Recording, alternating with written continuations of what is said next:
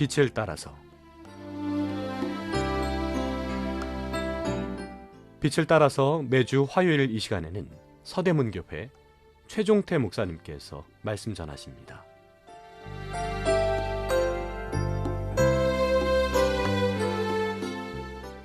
애청자 여러분, 안녕하십니까? 성경의 흐름을 따라 광야 시대를 계속해서 살펴보고 있습니다. 그 중에서 오늘은 신명기 6장에 나오는 들어라 이스라엘이라는 말씀에 대해 계속 은혜를 나누겠습니다. 신명기 6장 4절에서 6절입니다.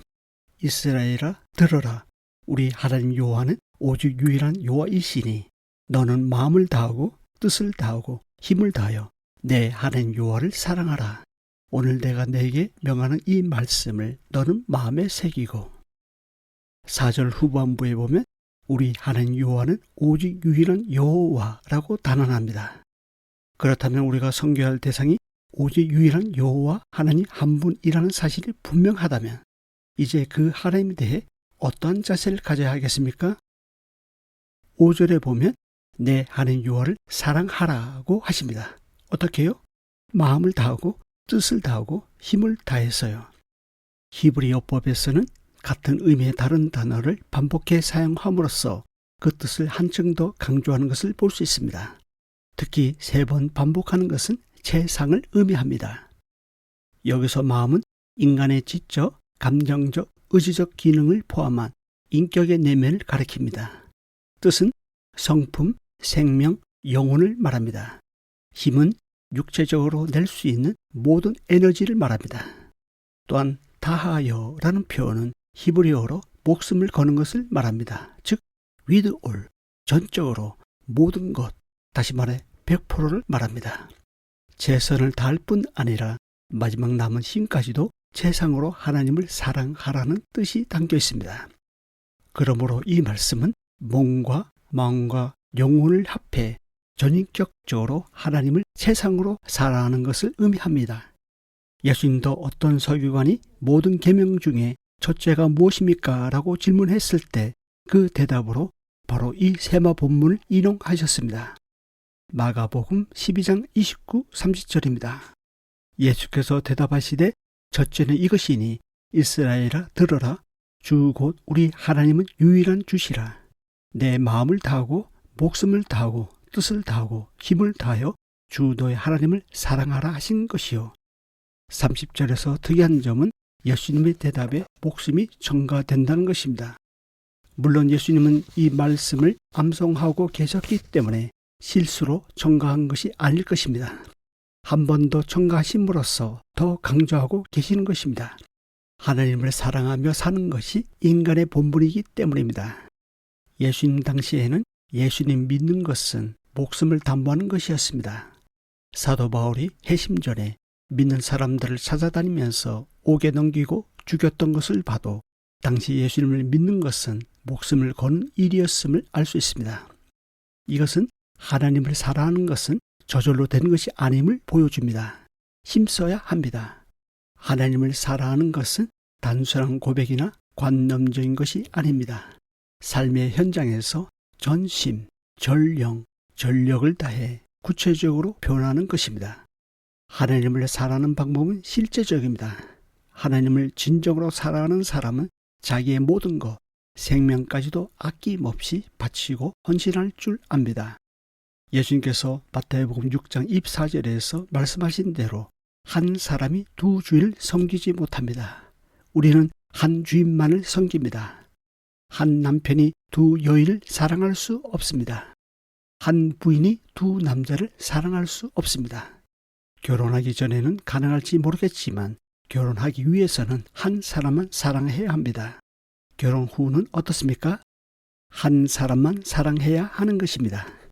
아내인 이스라엘은 남편인 하나님 한 분만을 사랑해야 했습니다. 하나님은 질투가 많으신 분이십니다. 자신의 사랑을 절대 다른 데 양보하지 않으십니다. 하나님은 우리가 하나님에게만 고정되길 원하십니다. 그런데 우리는 어떻습니까? 돈에 쉽게 마음이 뺏깁니다. 자녀에게 자주 혼이 뺏깁니다. 공부와 일에 열정을 뺏깁니다. 그렇지 않습니까? 물론 그 자체가 나쁜 것은 아닙니다. 하지만 우리가 하나님을 사랑하는 것에 100% 전력을 다하지 않는다면 다른 것에 마음과 정신을 빼앗기게 됩니다. 그 결과 하나님을 사랑하지 못하게 된 것입니다. 그래서 하나님은 모세를 통해 내 하나님 여호와를 사랑하라고 말씀하십니다. 어떻게요?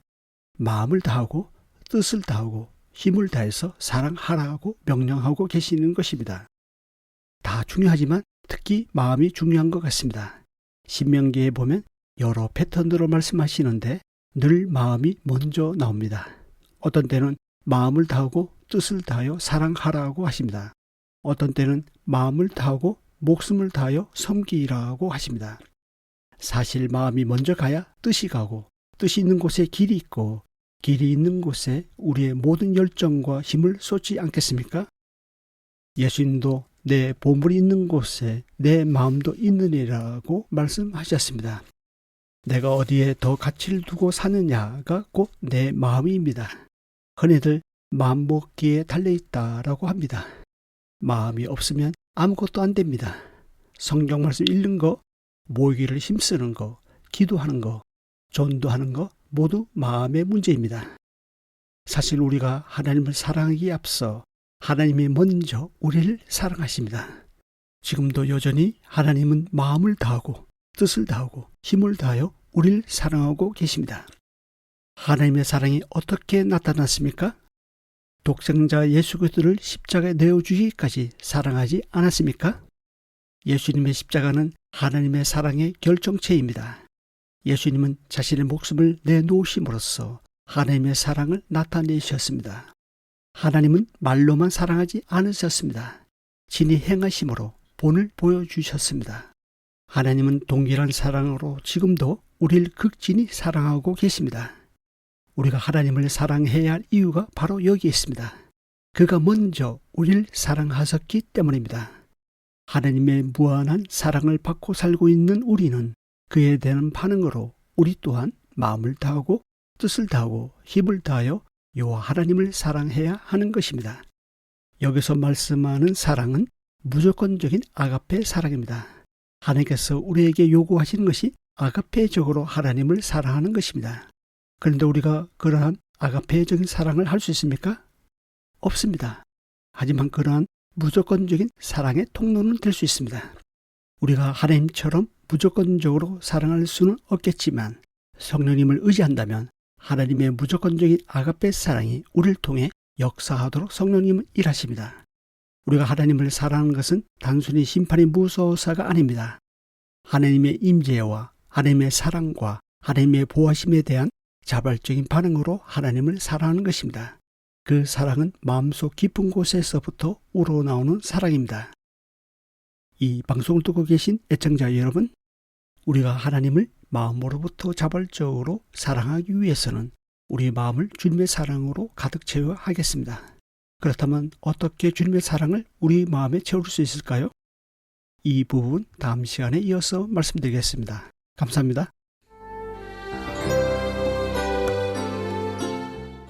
빛을 따라서 지금까지 서대문교회 최종태 목사님께서 말씀 전하셨습니다.